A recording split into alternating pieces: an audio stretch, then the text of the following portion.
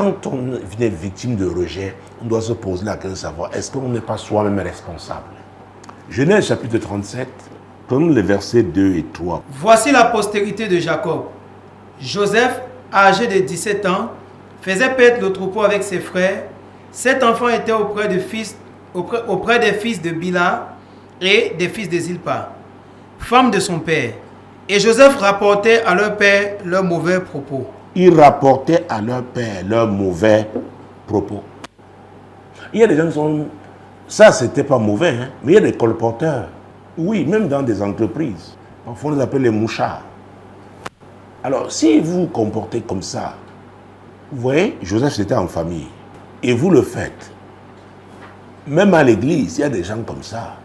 Des personnes qui sont là toujours, n'est-ce pas, sont comme des moustiques. Vous savez, le moustique pique. Parfois, il peut entrer dans votre narine. Des personnes nuisibles. C'est pourquoi je parle de caractère. Des personnes indiscrètes. Vous leur confiez quelque chose. Des traîtres. Ah oui. Des gens malhonnêtes. Des gens hypocrites. À chaque fois qu'on découvre, on les rejette. Des gens arrogants.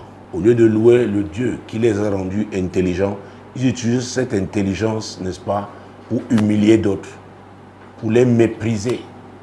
On ne vous acceptera pas. Oui, il y a des gens de l'art, comme on dit chez nous au quartier. Ils vous insultent, ils se prennent pour... Ah oui, vous n'avez pas le sens du respect, vous ne respectez pas les gens. Ne croyez pas qu'on va vous embrasser. Mais j'ai voulu relever, n'est-ce pas, cette réalité de la vie de Joseph, son caractère. Avant qu'on parle du fait qu'il avait une tunique multicolore, parce que nous insistons le plus souvent sur ça.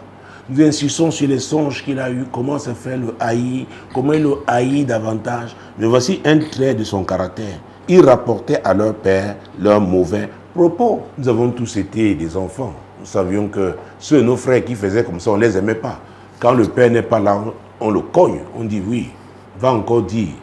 Surtout quand on savait que les parents n'aimaient pas qu'on aille jouer au foot. Donc le cadet est là. C'est quand vous revenez de là, il dit oh papa. Il a pris le vélo, il est allé jouer au foot. Il est allé à la nage parce qu'il y avait des rivières vraiment. Ces eaux étaient si sales, mais nous aimions aller nager là-bas. Est-ce que c'est même nager? Alors vous revenez, vous êtes tout blanc parce que l'eau là est une eau sale, vous ratez et vous arrêtez, n'est-ce pas, chez le vendeur d'huile de palme, vous prenez l'huile, mais vos yeux demeurent rouges. Donc vous arrivez à la tomber la nuit pour que les parents ne... Et le petit frère l'a dit, hey, il est allé avec les autres. Alors quand les parents ne sont pas là, on va le cogner. Oui, les rapporteurs, les colporteurs aussi, le caractère. Ah oui, à qui la faute? Pourquoi est-on rejeté, même à l'église? Pourquoi? Pourquoi? Il y a des gens qui ne sont pas sympathiques, antipathiques. Il y en a qui ne vont vers d'autres que lorsqu'ils ont besoin d'eux. Mais quand ils n'ont pas besoin d'eux, oh, ils sont solitaires, ils se suffisent. Pourquoi doit-on t'accepter? Quand tu es en difficulté, maintenant tu reviens, on dit, oh, va gérer. Tu es très fort. Donc, il faut chercher à savoir si l'on n'est pas soi-même responsable, n'est-ce pas, du rejet.